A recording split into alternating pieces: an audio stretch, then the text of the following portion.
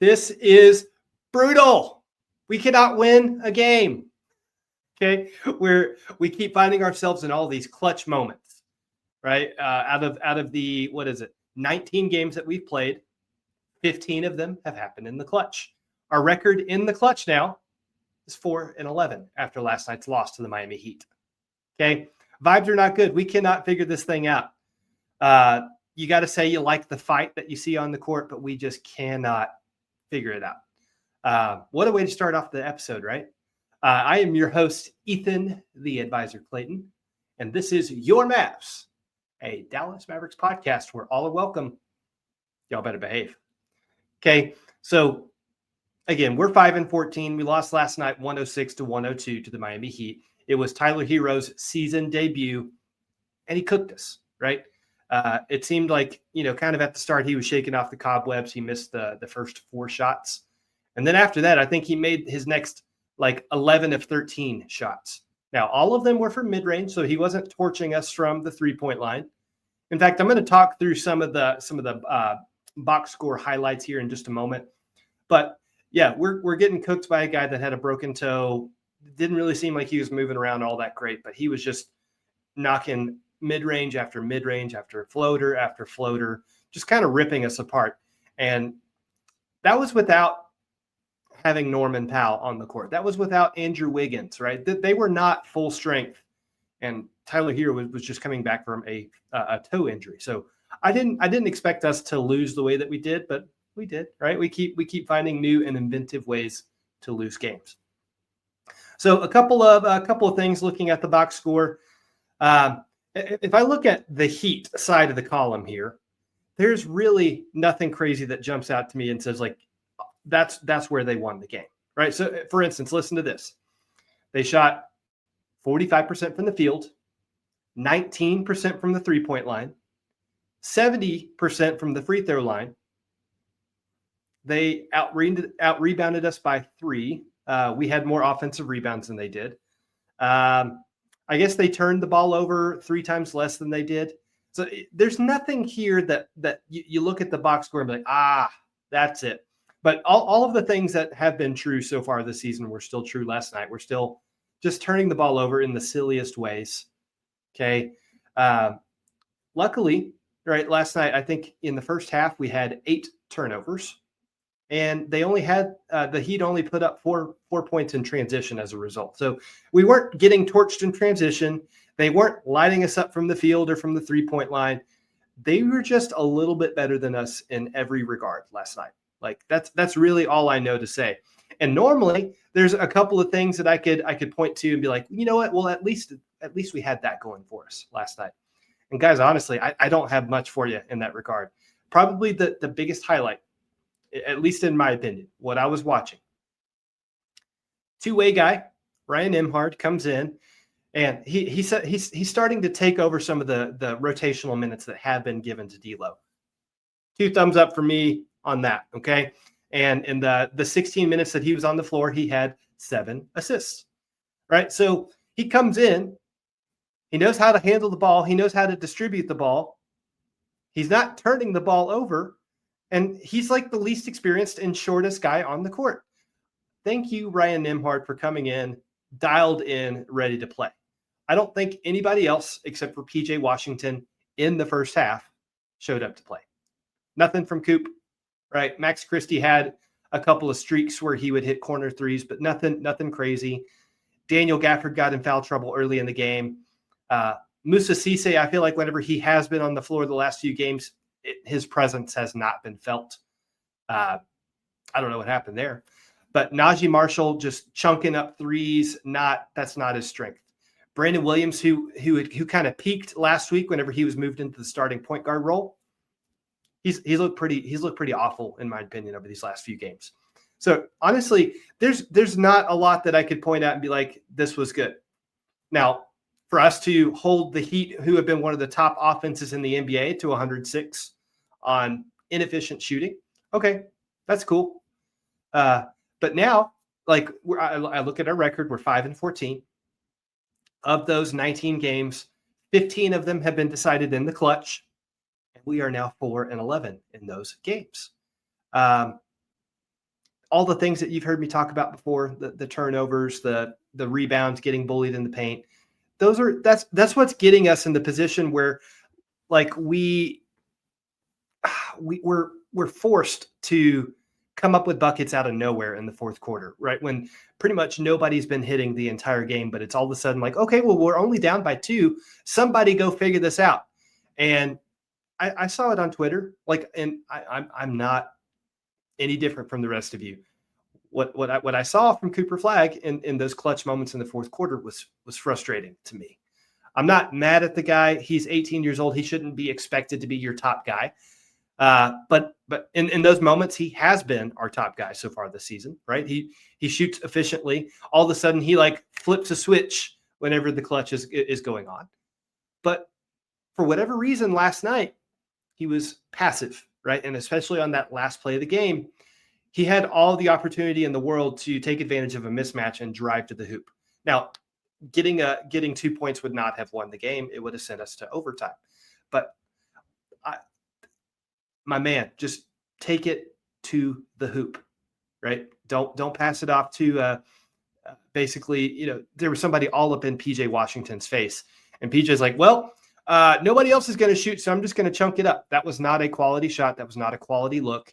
I don't know what happened to PJ in the fourth quarter, right? Like there was that out of bounds play where we're tied and we have the opportunity to take a lead, and he just throws it right to the defense from out of bounds.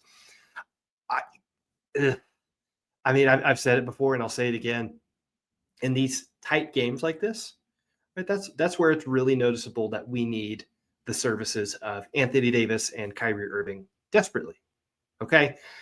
I don't know how far away we are from Kyrie returning. I would like to say it's going to be early in 2026. But if we're, 15, 20 games below 500, but then I don't know. Right. Those could be the other reasons that keeps him from returning.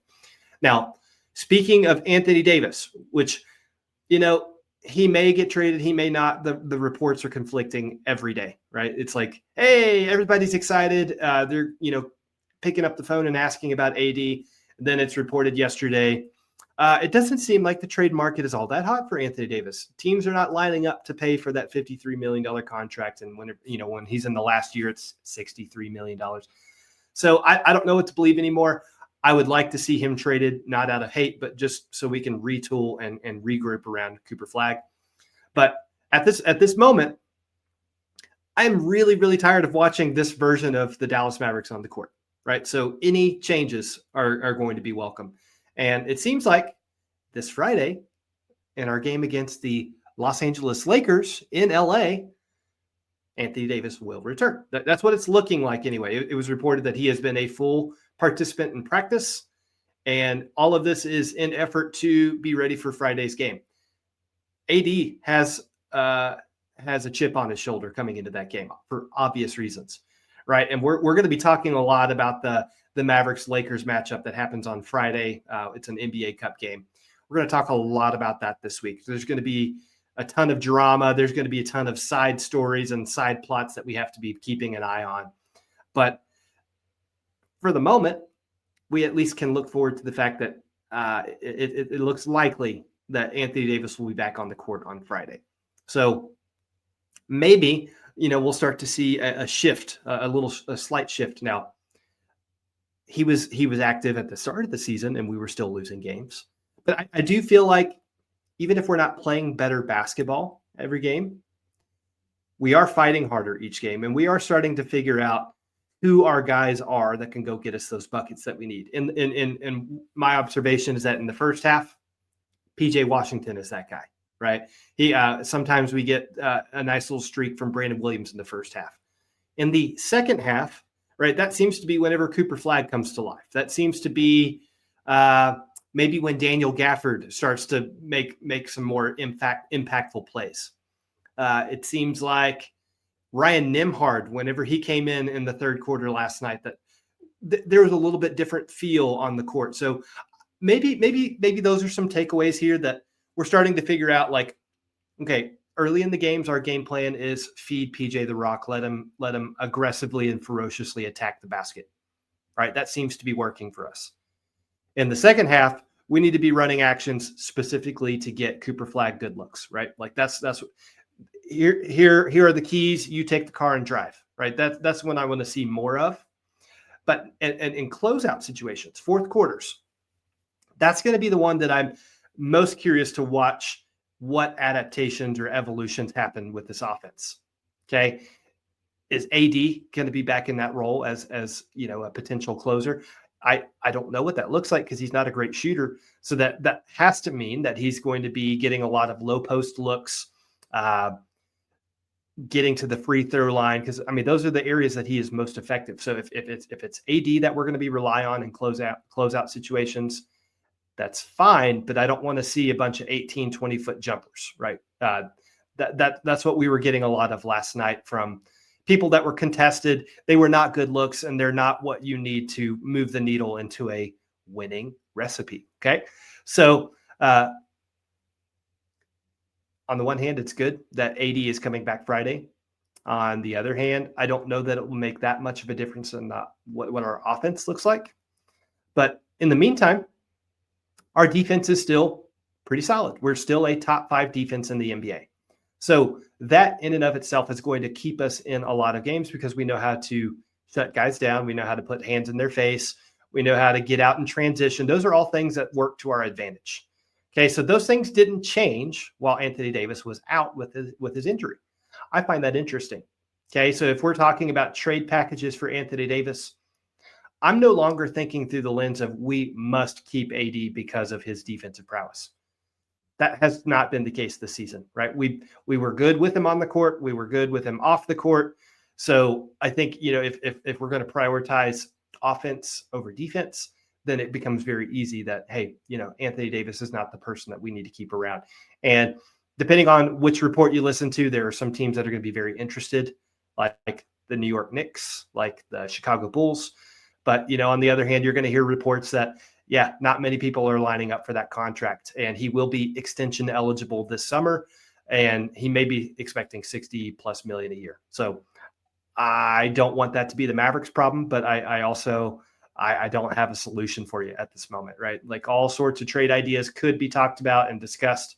But what I'm looking for now is when and if he returns to the game on Friday, are we going to start games better, right? Are we going to have an actual organized game plan to start off the game? Not this isolation ball, I saw somebody on Twitter call it like YMCA ball. Like that's exactly what this has looked like. This is not an organized offense. We don't have a floor general.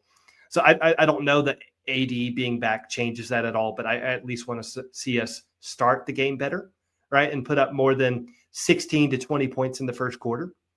And I'm also going to be looking at the fourth quarter stats. Like, how are we closing out the games? Is Cooper still being passive instead of aggressive? Is he deferring to teammates that can't shoot because he's scared to take those shots? I don't know. Those are the things that I'm kind of paying attention to.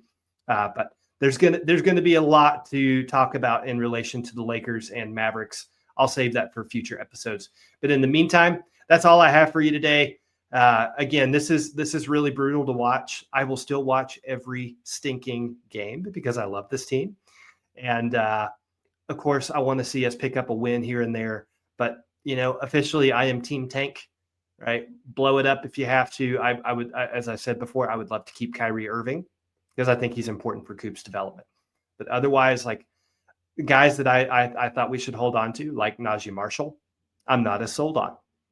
Brandon Williams, I'm not as sold on, right? Those guys tend to get tunnel vision. They're not necessarily looking to get their teammates good looks. And they're not good shooters, right? That seems to be a theme for our team. So if we can garner any sort of value or trade interest for those guys, like I'm open to that now, right? But as always, I would love to hear from you what you're seeing on the court, what you liked, what you didn't like, what you would like to see change. I mean, besides our terrible shooting percentage, besides our league worst offense, right? Just tell me what you want to see more of, right?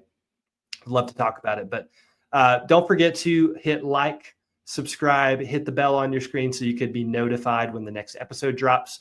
I will record today, Wednesday, Friday, and Saturday of this week. And my plan is to have all of those episodes recorded and scheduled for 2 p.m. Eastern time. So be on the lookout for that on both YouTube and Spotify. But that's all I got for you today, fam. Party on. Y'all be good.